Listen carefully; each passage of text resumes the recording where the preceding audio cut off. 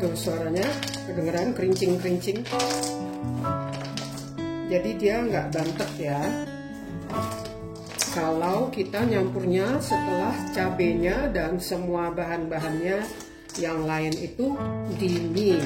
Assalamualaikum teman-teman, kali ini kita mau masak sambal teri kacang yang awet, nggak melempem, jadi dia tetap garing ya. Dan itu ada trik-trik dan rahasianya. Yuk, mari kita mulai. Ini dia terinya saya udah goreng. Di sini saya pakai teri jengki ya. Jadi buat yang alergi sama ikan asin, terasi, seafood bisa pakai ini. Ini adalah teri air tawar ya, teri jengki, supaya nggak pahit. Dikeluarin ya kepala dan isi perutnya. Dan ini digoreng dengan api yang sedang, supaya dia garing tapi warnanya nggak menghitam. Ini kacangnya 150 gram sudah saya goreng juga. Kemudian bumbu-bumbunya di sini pakainya bawang merah itu sekitar 1 genggam, 11 siung atau kurang lebih 1 genggam besar. Bawang putihnya yang besar itu 5. Kemudian ada sedikit laosnya, nggak usah banyak-banyak, nanti kita geprek ya. Kemudian ini ada daun salam 2, daun jeruk 2 atau boleh lebih, kalau lebih juga lebih enak, dia wangi. Nah, cabai keritingnya sekitar 15 batang atau 1 genggam gini. Sekitar 100 gram, 1 on ini. Supaya pedas saya tambahin cabai rawit sekitar 10 butir. Nah, ini kalau di total beratnya ini kalau di total itu sekitar 225 gram. Sementara isiannya beratnya kalau di total itu sekitar 450 gram. Ya, ini kan 150, ini 300, 450 gram. Jadi berat bumbu terhadap berat isi itu setengahnya minimal ya, 50%-nya, supaya kita dapat cabenya itu atau baladonya tuh banyak. Kan kadang-kadang kita makan balado tuh ada ya, cabenya dikit banget gitu, kayaknya nggak puas deh gitu. Kita kepingin cabenya tuh puas banyak gitu ya.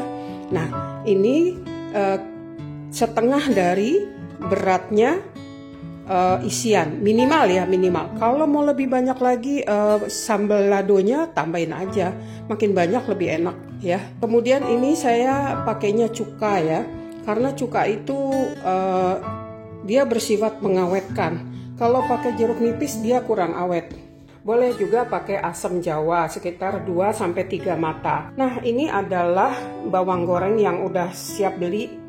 Ini nanti jadi taburan, dipakainya cuma 2 sendok makan aja.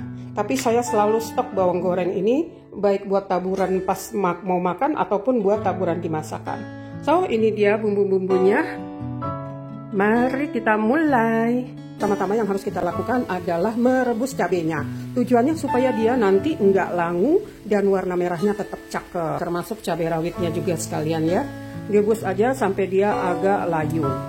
Nah, ini dia cabenya udah mateng ya, direbus. Tandanya itu tercium aroma cabai dari rebusan ini. Kita bisa matikan dan ditiriskan.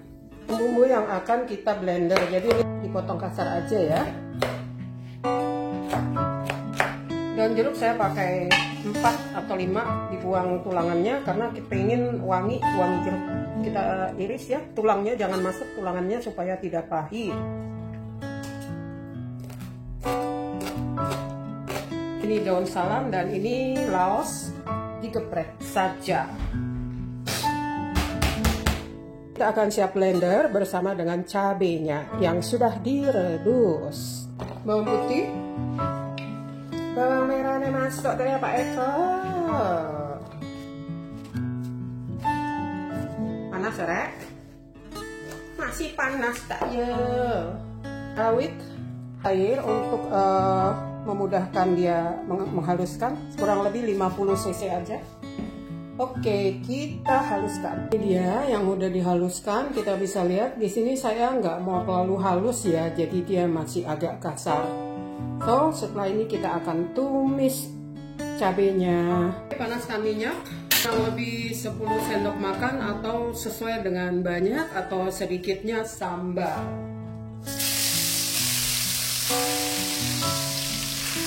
Nah, ini dia, kita tumis pakai api yang sedang cenderung kecil ya, karena saya kepingin airnya itu menguap dulu.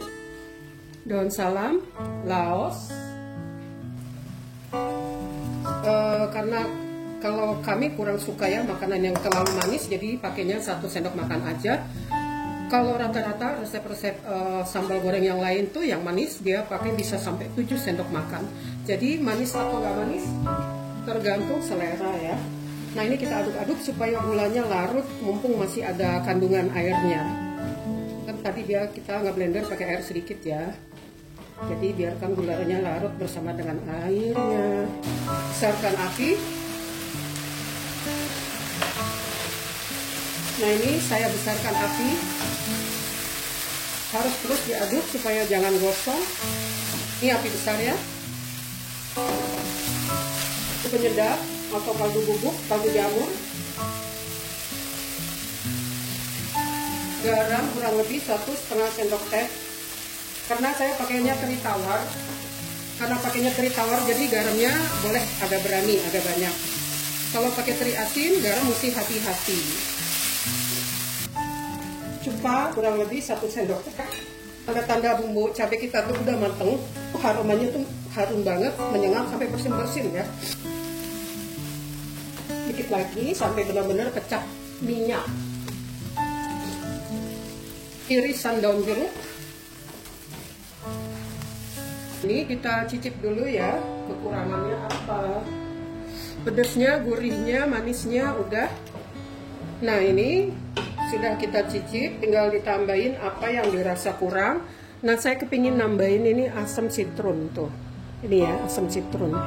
Dia berbentuk kristal dan jangan banyak-banyak karena dia asam banget, tapi dia punya rasa asam yang seger gitu ya, khas buah citron.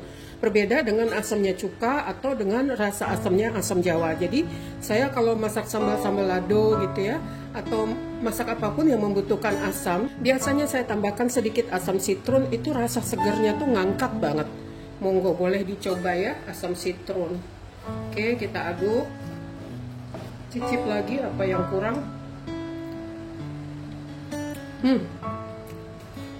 Begitu dikasih asam citron langsung ngangkat gitu ya rasa itu, semua rasa keangkat dengan asam citron.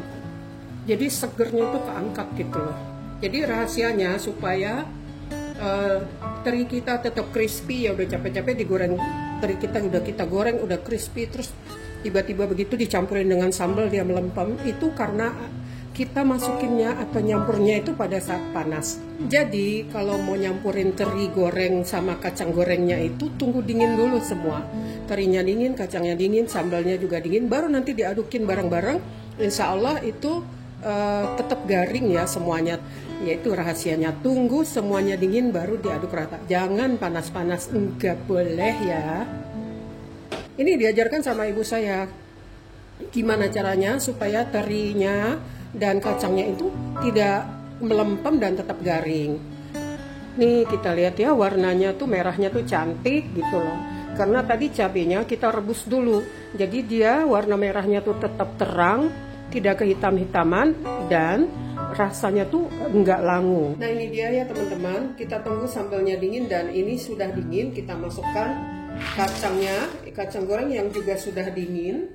Masukkan juga terinya yang sudah dingin, dan ini terinya garing ya, kacangnya juga garing. Nah, masukkan dulu sedikit-sedikit, aduk.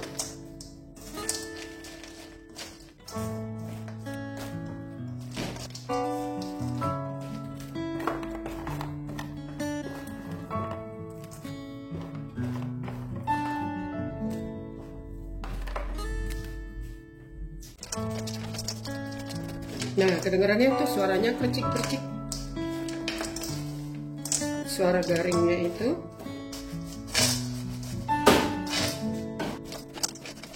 Tuh suaranya, kedengaran kencing-kencing.